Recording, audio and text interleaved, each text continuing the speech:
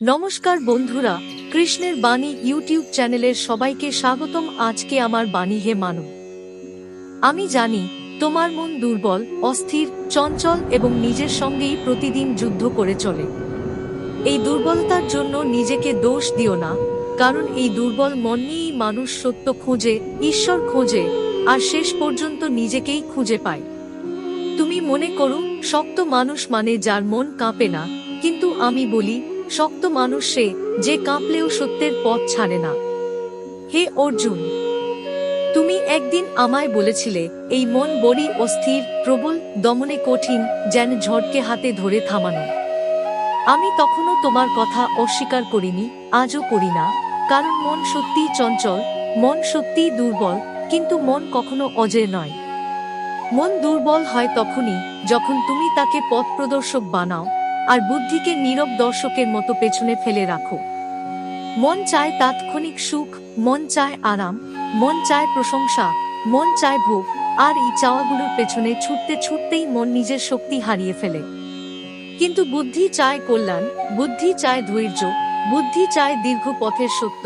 আর যখন বুদ্ধির কথা শোনা বন্ধ হয়, তখনই মানুষের অশান্তি শুরু হয়।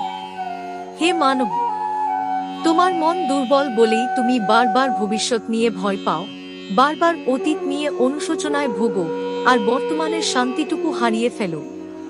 এই ভয় আসে কোথা থেকে জানো? এই ভয় আসে তখনই যখন তুমি নিজেকে কেবল শরীর বলে ভাবো। আমি বহুবার বলেছি, তুমি শরীর নও, তুমি আত্মা, যে আত্মা জন্মায় না, মরে না, নষ্ট হয় না, অস্ত্রে কাটা যায় না, আগুনে পোড়ে না।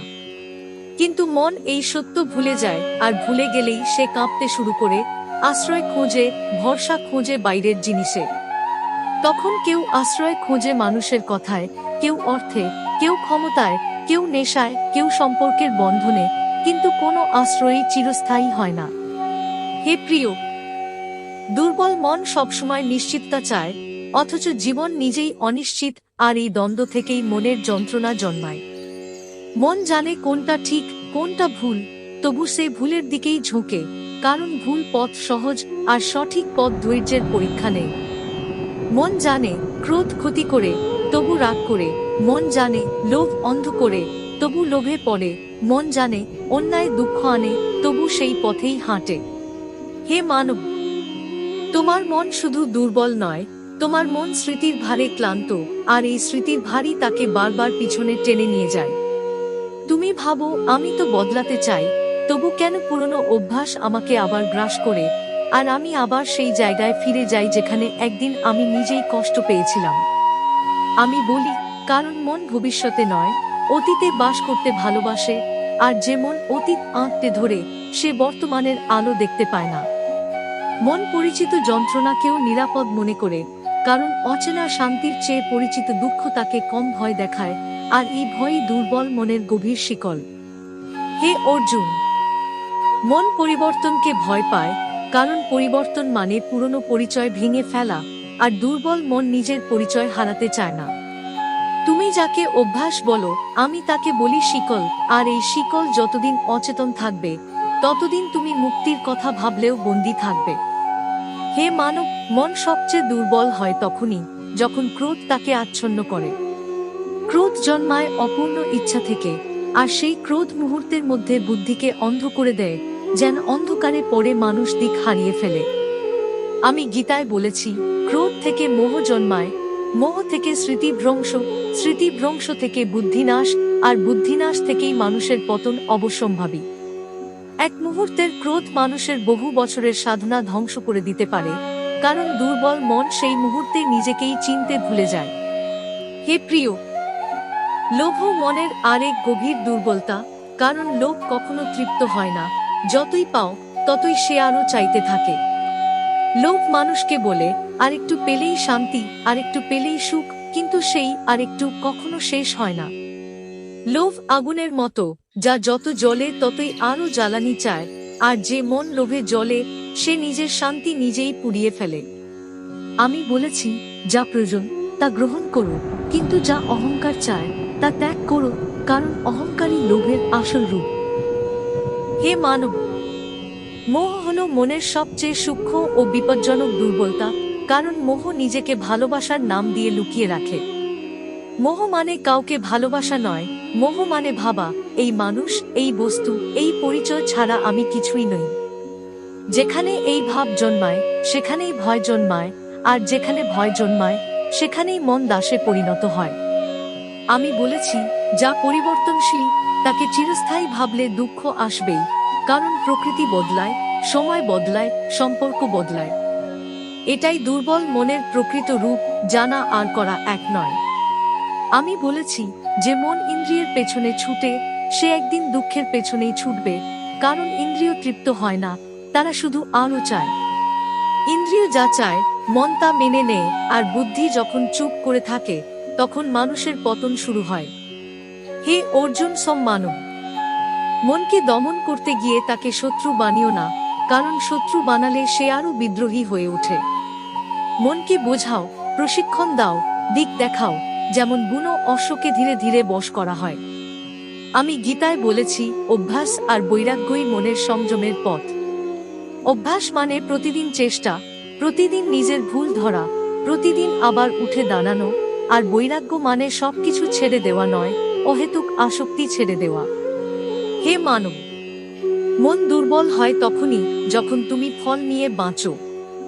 ফল নিয়ে বাঁচলে মন সবসময় দুশ্চিন্তায় থাকে, পাবো তো, হারাবো তো, ঠিক হবে তো, ভুল হবে তো। এই কারণেই আমি বলেছি, তোমার অধিকার কেবল কর্মে, ফল আমার হাতে ছেড়ে দাও।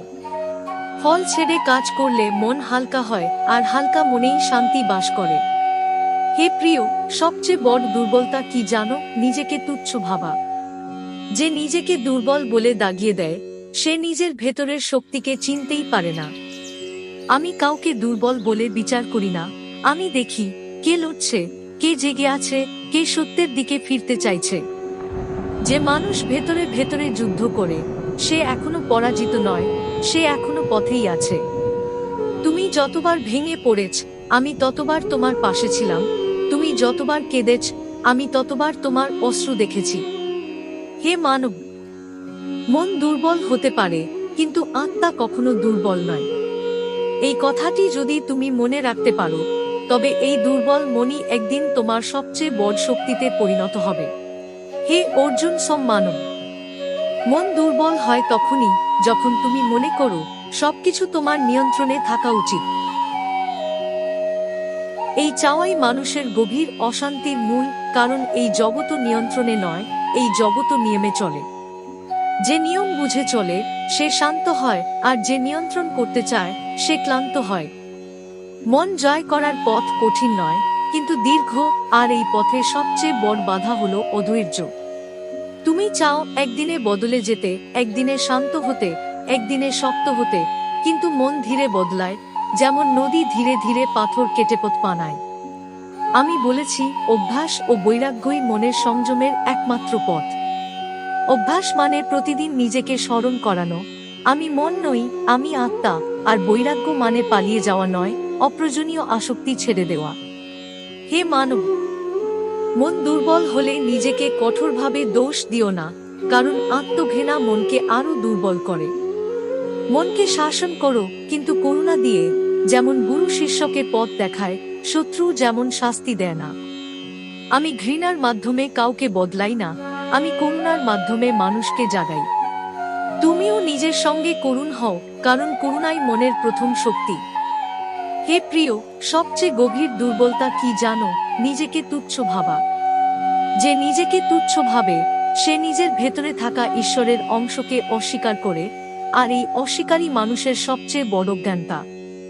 আমি বলি, তুমি সামান্য নও, তোমার ভেতরেই আমার আলো আছে, তোমার ভেতরেই শক্তি আছে, তোমার ভেতরেই সত্যের আহ্বান আছে।